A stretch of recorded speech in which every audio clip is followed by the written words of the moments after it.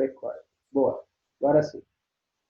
Então, lá na primeira lei, ele se interessou em ver como que funcionava essa passagem de características e ele chegou numa conclusão que na época foi muito importante. Ele descobriu que existia um par de coisas dentro de todo ser humano, de todo ser vivo, e que, na hora da fecundação, cada indivíduo da geração parental mandava uma coisinha do par. Depois de um tempo, todo mundo percebeu que esse par de coisas, na verdade, era um par de genes, e que aí, na hora da fecundação, o gameta de cada indivíduo manda um gene do par, manda um alelo do par, e aí eu vou ter a formação de um novo indivíduo com metade da informação genética de um dos indivíduos da geração parental, metade da informação genética do outro. Beleza? E aí a gente viu que o Mendel falou da dominância, falou da recessividade. Beleza? Falamos das bobagens dele, no que ele se equivocou, que foram quais pontos? Para o Mendel, só existiria genes dominantes e recessivos. Isso, na prática, não foi visto. Né? Existem genes semidominantes, existem genes codominantes. E o Mendel também achou que sempre existiria somente dois alelos dentro de todas as possibilidades. E a realidade é que, para algumas características, podem ser que existam mais de dois genes. Tá? Que aí é o nosso caso do alelo múltiplo. Beleza. Agora, o Mendel continuou o trabalho dele trazendo para si um questionamento que ele é até, de certa forma, meio óbvio. Que questionamento foi esse? Seguinte, eu entendi como funciona a transmissão de uma característica específica. Aqui, no caso, foi a cor da ervilha. O Mendel percebeu o seguinte, bicho, a ervilha e os demais seres vivos, eles não têm somente uma característica, né, Cris? Eles têm um conjunto de características. Será que essas características, elas dependem umas das outras? Será que essas características são dependentes umas das outras ou será que elas são independentes? E aí o que ele fez? Ele olhou para a ervilha. Ele olhou para a ervilhinha dele e ele viu o seguinte, bom, dessa minha ervilha eu consigo tirar duas informações. Eu consigo tirar a cor dessa ervilha, tá? Duas informações visíveis, né? A cor dessa ervilha. E eu consigo perceber que a textura da minha semente, ela é diferente também. Então, eu vou ter algumas texturas, algumas ervilhas com uma textura um pouquinho mais lisa e outras ervilhas com uma textura um pouquinho mais rugosa. Ele falou, bicho, nesse meu indivíduo aqui, onde eu estou conseguindo identificar duas características, será que essas características têm alguma ligação entre si? Será que a cor está relacionada com a textura da semente? Como que isso vai acontecer? E nos demais seres vivos? E, por exemplo, no ser humano, que tem milhares de características. Será que todas as características do ser humano estão umas ligadas às outras? Ou será que eu vou ter as características de forma independente? Esse foi o segundo ponto. Eu entendi como funciona a transmissão de uma característica. Agora ele queria entender se eu analisasse mais de uma característica, o que eu ia obter. Bom, nisso ele foi lá e ele trabalhou com duas hipóteses. Tá? Método científico, quando você faz uma pergunta e não sabe a resposta, você bola hipóteses, que são basicamente achismos embasados de como você imagina que aquilo possa ser resolvido. Então, para entender como que essas características aqui funcionavam, o Mendel bolou duas hipóteses.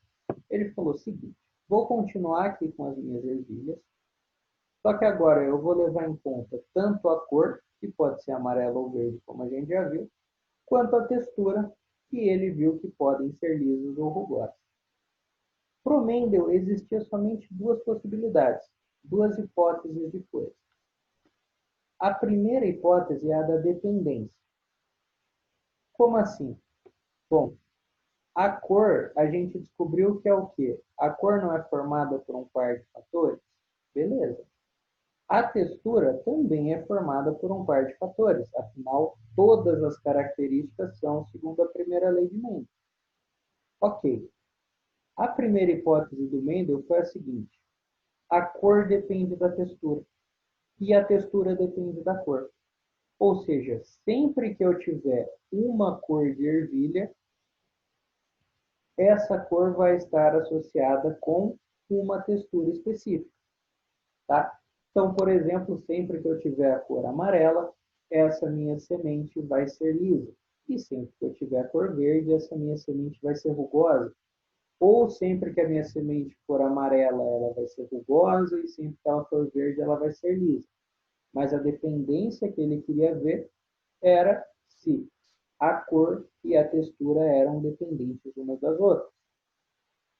A segunda hipótese que ele trabalhou foi a hipótese da independência. Aí ele falou, bom, os fatores responsáveis, os genes responsáveis para nós, mas para o Mendel, os fatores responsáveis por dar aquelas características, eles não tinham relação nenhuma. E aí, se eles não tiverem relação nenhuma, eu posso ter uma ervilha de qualquer cor com qualquer textura. Tá? Eu posso ter uma ervilha amarela, tanto lisa quanto rugosa, e eu posso ter uma ervilha verde, tanto lisa quanto rugosa também. Então, ele trabalhou com essas duas hipóteses. Ou sempre uma cor vai estar presa a uma textura, ou eu posso ter liberdade para misturar todas as cores com todas as texturas. Então, ou as minhas características são dependentes, ou elas são independentes. Trazendo isso para uma interpretação. Trazendo isso para uma interpretação um pouquinho mais robusta, o Mendel queria ver o quê? Se o gene da cor e o gene da textura estão no mesmo cromossomo ou não. Que? Isso. Ele queria saber se o alelo responsável por essa característica e o alelo responsável por essa característica encontravam-se no mesmo cromossomo. Se eles se encontrassem no mesmo cromossomo, essas duas características estariam ligadas. Agora, se eles tivessem em cromossomos diferentes, na hora que eu fizer a minha divisão por meiose, os genes podem ficar, os alelos, eles podem ficar embaralhados de qualquer maneira. Muito bem. Foi lá, fez o teste. Ele meio que já sabia como fazer esse teste. Beleza. Sem problema nenhum. E a experiência, a experiência é muito parecida com a primeira lei de Mendel. Ele foi lá e pegou dois indivíduos, tá? Foi lá então, dois indivíduos puros, assim como na primeira lei. Dois indivíduos puros são indivíduos completamente homozigotos. Antes, ele fez um testezinho só para descobrir qual textura era dominante, viu que a textura lisa era dominante, então beleza. Pegou um indivíduo puro dominante, ou seja, amarelo e liso, homozigoto, e ele pegou um indivíduo puro recessivo, ou seja, verde e rugoso, completamente heterozigoto, recessivo. Na hora que ele fez esse cruzamento, na hora que ele fez esse meu primeiro cruzamentozinho aqui, para surpresa de 0 pessoas e para falta de surpresa do próprio Mendel, ele obteve esse padrão aqui. 100% de ervilhas amarelas e lisas. Só que isso ele sabia que ia acontecer. Por quê? É a mesma coisa da primeira lei de Mendel. Ó, estou cruzando dois indivíduos dominantes heterozigotos. O resultado é o quê? É um indivíduo com um fenótipo dominante. Mas ele sabia que essa ervilha aqui era heterozigota. Porque recebeu um gene da cor dessa planta, um gene da cor dessa planta.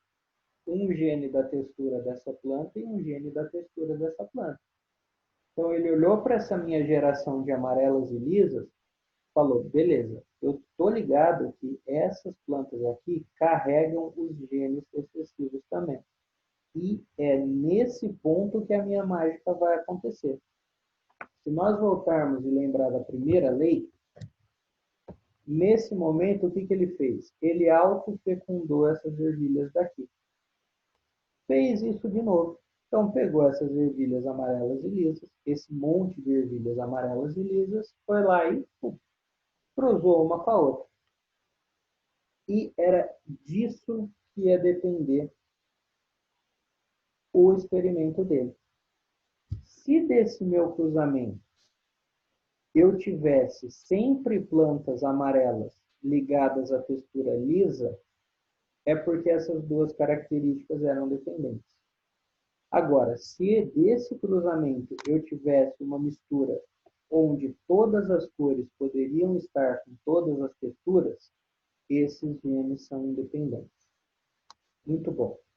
Fez esse cruzamento e olha só o que ele obteve. Ele obteve este padrão aqui.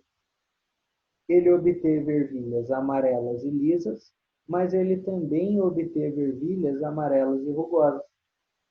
Ele obteve ervilhas verdes e rugosas, como aqui, mas ele também obteve ervilhas verdes e lisas. Na hora que o Mendel viu todo esse padrão, o que ele falou? Bicho, as características são independentes. Por quê? Eu misturei todas.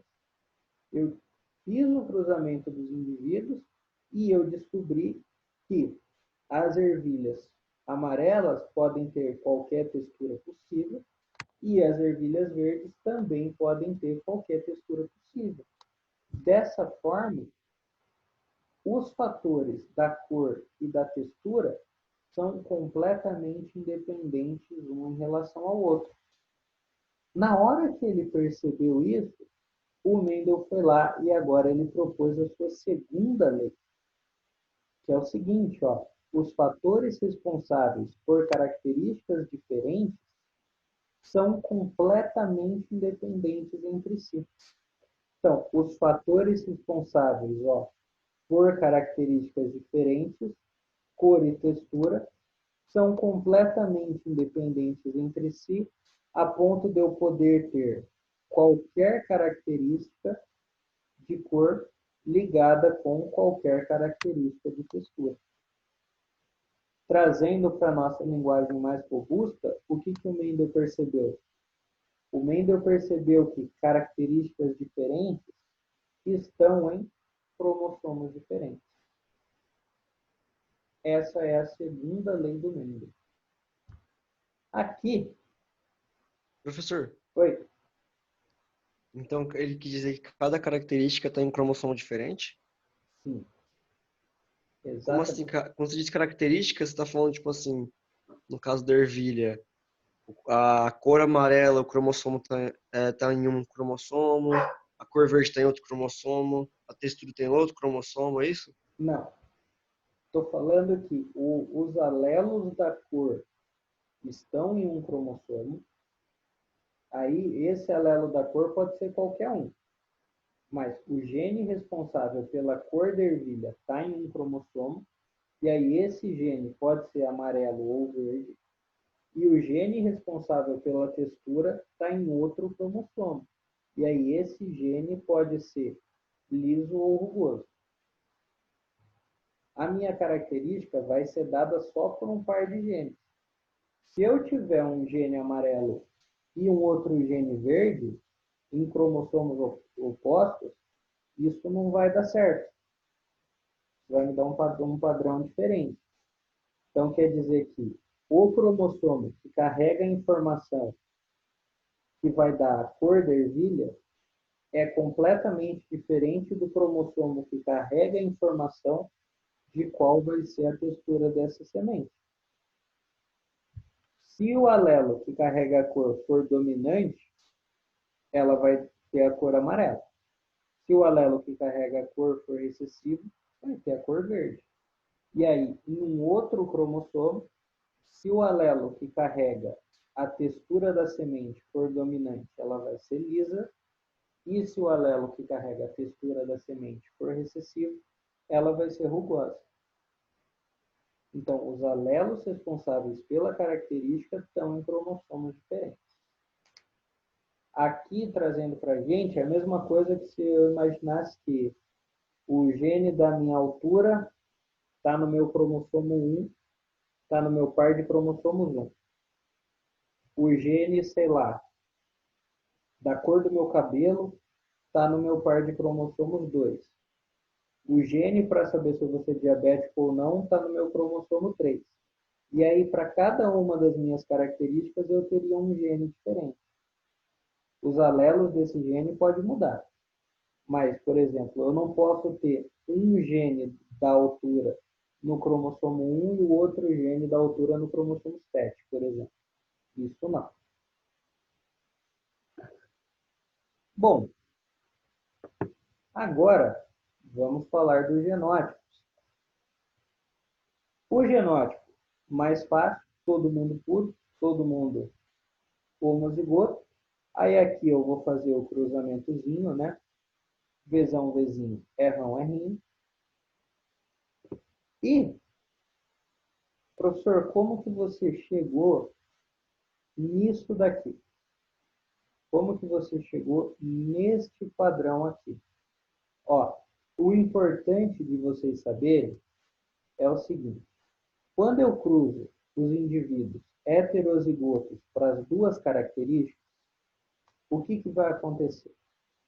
Eu vou ter indivíduos com pelo menos um alelo dominante dos dois. Então, eu coloquei azão traço, Rrão traço, porque aqui pode ser azão, azão, Rrão, Rrão, ou aqui pode ser azão, azinho, Rrinho, Rrinho. Tanto faz. O importante é que os dois dominantes vão estar presentes.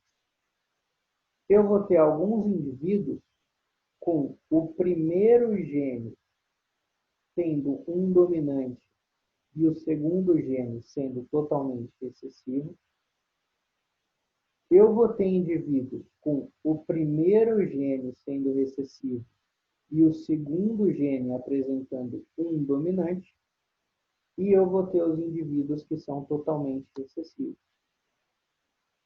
Lembra daquela nossa brincadeirinha lá? De fazer cruzamentos? O cruzamento da segunda lei de Mendel vai ficar um pouquinho diferente. Isso a gente vai ver na hora de fazer os exercícios. Então não se preocupem com isso. O mais importante de tudo, o que vai ajudar a gente de fato, na grande maioria dos exercícios da segunda lei, é isso daqui. É a gente ter noção desse meu padrão aqui.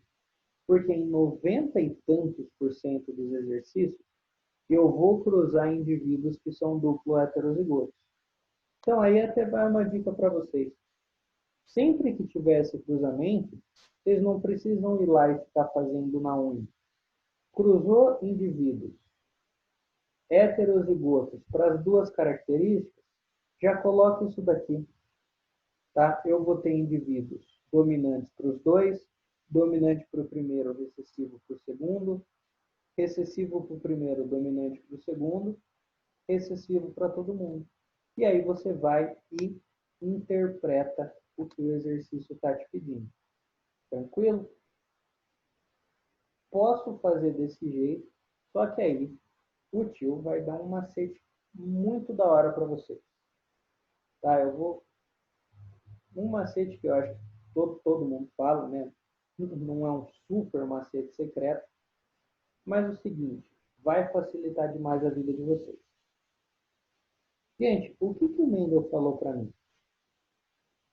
Ele não está falando para mim que todas as características são independentes? Que uma característica não tem nada a ver com a outra? Tá? É isso que ele está me falando. Então, na hora do exercício, trata as características como sendo independentes. Professor, ainda não entendi. Aqui eu não estou falando da cor e da textura? Pô, O Mendel não acabou de falar para mim que a cor e a textura são independentes umas das outras? São. Então, bicho, faz primeiro só a cor. Faz a primeira lei de Mendel somente para a cor. Depois faz a primeira lei de Mendel somente para a textura. Depois que você fizer a probabilidade da cor e fizer a probabilidade da textura separadas, multiplica as duas. Eu posso fazer isso, não posso? Posso, porque ele acabou de me falar na descrição da lei. Então, descubro a probabilidade de uma característica, descubro a probabilidade da outra característica, faço a multiplicação das probabilidades. Vou descobrir a chance da minha ervilha ser amarela e lisa. Lembra o que eu falei da regra do E? Regra do E você multiplica. Quando eu quero que uma coisa e outra aconteça, eu vou lá e multiplico as probabilidades. Se eu quero que a minha ervilha seja amarela e lisa, eu descubro a probabilidade dela ser amarela fazendo a probabilidade só da cor. Descubro a probabilidade dela ser lisa fazendo a probabilidade só da textura. Multiplico as duas coisas. Tá? Nos exercícios vai ficar um pouquinho mais claro. Vocês vão ver o que eu estou querendo dizer. Mas guarde esse macetinho que pode salvar um tempinho muito da hora no vestibular de vocês. Bom, para acabar, né, essa nossa primeira parte aqui, a gente precisa falar das proporções. Proporções assim como a gente tinha na primeira lei. Lembra, a proporção da primeira lei ficou 9 para 3 para 3 para 1. Oh, perdão. A proporção da primeira lei ficou 3 para 1, né, onde eu tinha 3 indivíduos com o fenótipo dominante, ou seja, 3 indivíduos amarelos, e um indivíduo com o fenótipo recessivo, ou seja, um indivíduo verde. E aí, quando eu analiso o genótipo, eu vou ver que eu tenho um indivíduo que era azão-azão, 2 indivíduos que eram azão-azinho e um indivíduo que era azinho-azinho. Na segunda lei de Mendel, essa proporção fica 9 para 3 para 3 para 1. Ou seja, eu vou ter agora 16 possibilidades. 9 dessas possibilidades, ambos os meus genes vão ser dominantes. Ou seja, 9 vão ser isso daqui. Pelo menos um dominante dos dois. 3 indivíduos vão ter um dos alelos dominantes e o outro recessivo. Então, um dos alelos dominantes e o outro recessivo. Os outros 3 vão ter o outro alelo dominante e o primeiro recessivo. E um indivíduo aqui vai ter todo mundo recessivo. Se vocês quiserem, eu vou só fazer um negocinho aqui rapidinho para mostrar para vocês um negócio. Deixa eu pegar aqui a imagem só para vocês verem. Aqui.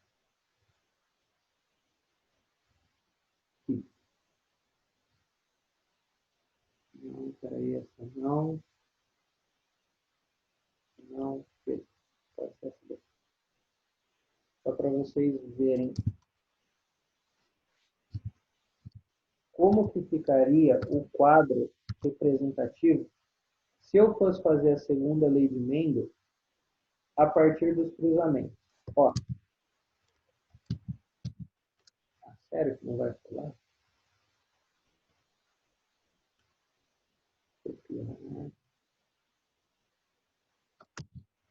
Aí, pronto. Saca só, assim.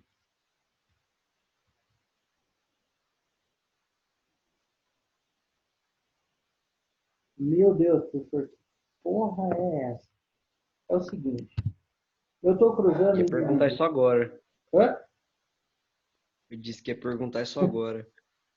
Eu vou estar cruzando ó, dois indivíduos, Vzão, Vzinho, Rão, Rinho. Então, é o seguinte. Na primeira lei, o que eu fazia? Eu não pegava um gameta e cruzava com os dois outros? Pegava. Só que agora, olha só, esse meu indivíduo, o gameta dele vai ter que ter um alelo para o V e um alelo para o R. Não vai? Então, olha só. A hora que essa minha ervilha aqui, amarela e lisa, formar um gameta, esse meu gameta não vai ter mais somente uma informação. Esse meu gameta vai ter uma informação da cor e uma informação da textura. Então, quantos gametas essa minha ervilha amarela e lisa pode produzir? Ó, ela pode produzir um gameta Vzão, Rão, concorda? Um alelo para cor, um alelo para textura, então Vzão, Rão. Só que ela pode produzir um gameta Vzão, Rinho também. Ela pode produzir um gameta Vzinho, Rão, e ela pode produzir um gameta Vzinho, Rinho. Isso foi o que ele colocou aqui, ó. Pode produzir um gameta Vzão, Rão, um gameta Vzinho, Rinho, um gameta Vzão, Rinho e os dois gametas recessivos. A outra planta, a mesma coisa. Tá, então, essas são as 4 possibilidades de gameta que tem para uma das plantas. Essas são as 4 possibilidades de gameta que tem para outra das plantas. Na hora que você faz o cruzamento, o que acontece? Ó? Nesse primeiro quadro, o que eu vou estar encontrando? Rão, Vzão com Rão, Vzão. Então, essa minha semente vai ficar Rão, Vzão, Vzão. Nesse segundo quadrinho, Vzinho, Rão com Rão, Vzinho. Então, vai ficar, ó, Rão, Vzão, Vzinho. Olha o tamanho do trabalho que deu, na verdade, para a gente chegar nesses resultados aqui. Se vocês forem contar, dentro do quadro, vocês vão encontrar 9 quadradinhos que tenha pelo menos um dos dois dominantes. Então, nós vamos encontrar 9 quadradinhos aqui dentro, onde ou eu vou ter um Rão dominante, ou os dois, junto com um Vzão dominante, ou os dois. Vamos ver, ó. Né, tem os dois dominantes. 2, tem pelo menos um V dominante e os dois R dominantes. 3, aqui tem o R dominante e o V dominante. 4, o R dominante e o V dominante. 5, R dominante e V dominante. Aqui, não, só tem o R dominante. Então, beleza. 6, R e V dominantes. 7, R e V dominante. 8, R e V dominantes. Aqui, só o V dominante. Aqui, só o V dominante. 9, R e V dominante. Então, percebam, de fato, a gente tem 9 das 16 possibilidades com genes dominantes dos dois. Agora, vamos ver. 3 que tenham o A dominante e o R recessivo. Vamos ver. 3 que tenham agora, no caso, o V dominante e o R recessivo. Vamos procurar o R'inho. Ó, R'inho com o V dominante, 1. R'inho com o V dominante, 2. R'inho com o V dominante, 3. Então, os 3 que saiu na proporção, de fato, apareceram. Qual é o resto da minha proporção? Ó, agora vai ter que ter Vzinho, Rão, alguma coisa. Ó, Vzinho, Rão, alguma coisa. 1. Vzinho, Rão dominante. 2. Vzinho, Rão dominante. 3. Então, também bate com aquela nossa proporção. E o último, todo mundo recessivo, um indivíduo, todo mundo recessivo.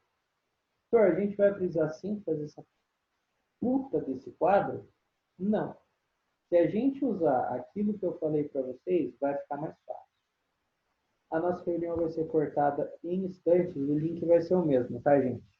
Já está aqui menos de 1 minuto, então eu vou fechar para abrir de novo. Vamos manter o mesmo link.